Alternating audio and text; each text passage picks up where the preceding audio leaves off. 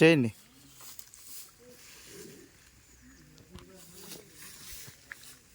ఏంటి ఏంటయ్యా ఎందుకంటే ఏంటి మీ పేరు సుబ్బారావునా? సుబ్బారావు అయితే గేదెలు అమ్ముతా అన్నాడు కదా. అయ్యి బాబు గేదెలు ఎవరు చెప్పారండి మీకు? అవన్నీ మీయేనా గేదెలు? అన్ని మనయండి, అన్ని తోట అంతా మంది గేదెలు మనయే. ఓకే ఓకే, నాకు ఈ గేదె కావాలయ్యా, అమ్ముతావా? అయ్యి బాబు అమ్మనండి, ఉన్నది ఒకటే గేదండి. అవన్నీ గేదెలే కదయ్యా? అవన్నీ తింటుందండి బాబు, అబ్బాయి ఇప్పుడు అమ్మలేమండి. ఇక మాకు ఇంట్లో పిల్లలు ఉన్నారయ్యా, చిన్న పిల్లలు గేదె పాలు తాగమన్నారు. మాకు గేదె కావాలి, నీకు ఎంతైనా ఇస్తాం, నాకు ఈ గేదె నమ్మెట్టు. బాబు అమ్మలేమండి బాబు, ఇవ్వండి.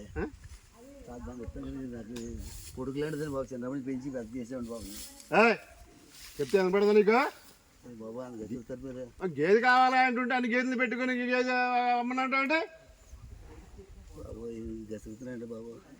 మా వాడు వస్తా ఉండండి. అవునా రాముడు రండి రా బాబా. నువ్వు అమ్ముతావు లేదా? నాకు ఈ గేదె కావాలి. సరే బాబా, మరి మీరు అంత పట్టుబడితే ఏదో పాలు తాగి మరి బతుకుతా అంటున్నారు కాబట్టి సరే అండి. మీరు అదే దానిలో రా, మీరే ధర కట్టండి బాబా. అలాగే చెప్తున్నావు, అమ్ముతలేదు అమ్మననేసి.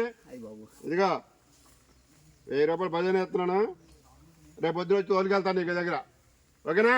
రేపు ఇద్దరండి, రేపేండి అయ్యి బాబా. తీసుకో, రేపు పొద్దున ఇవ్వాలి గేదెని. అలా అలా సార్.